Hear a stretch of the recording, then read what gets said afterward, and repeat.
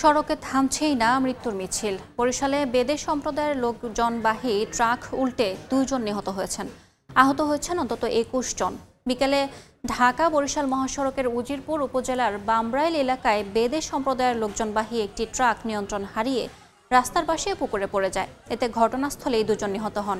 আহতদের উদ্ধার করে স্থানীয় হাসপাতালে নেওয়া হয়েছে। খবর পেয়ে উদ্ধার কাজ শুরু করে ফায়ার সার্ভিস ও পুলিশ। বরিশালে বেদে সম্প্রদায়ের লোকজনবাহী ট্রাক উল্টে 2 জন নিহত হয়েছেন। আহত হয়েছেন অন্তত 21 জন। এই মুহূর্তে উজিরপুর উপজেলা স্বাস্থ্য কমপ্লেক্সে আছেন রিপোর্টার অপূর্ব অপু। সরাসরি যাচ্ছে তার কাছে।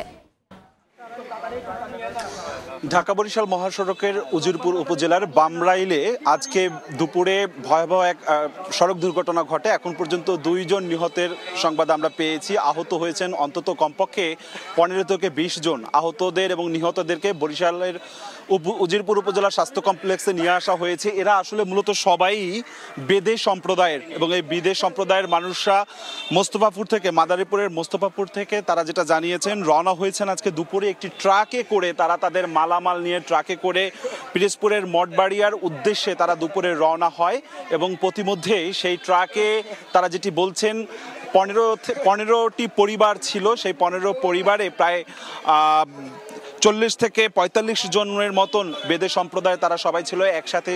শিশু, বৃদ্ধা, নানান বয়সের মানুষ ছিল, এবং এখন পর্যন্ত 2 নারী নিহত হয়েছেন এবং আহত হয়েছে 15 থেকে 20 জনের মতন আহত হয়েছে। আসলে যেহেতু এখন পর্যন্ত তারা আসলে সুনির্দিষ্টভাবে বলতে পারছে না যিনি মারা গেছেন। আমরা তাদের পরিচয় পেয়েছি।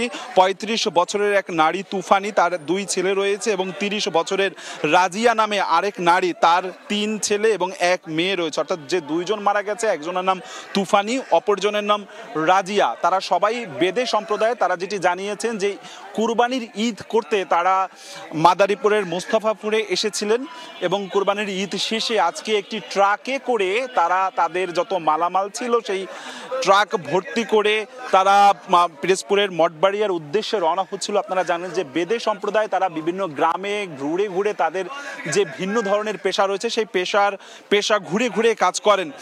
এবং আজকে এই যে সড়ক দুর্ঘটনায় 2 জন নারীর প্রাণ গেল এবং বেশ কয়েকজন আহত হয়েছেন।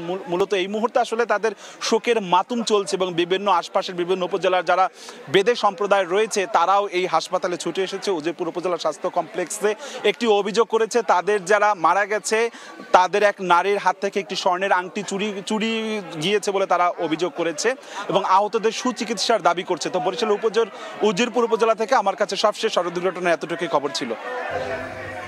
সরাসরি যুক্ত ছিলাম বরিশাল থেকে।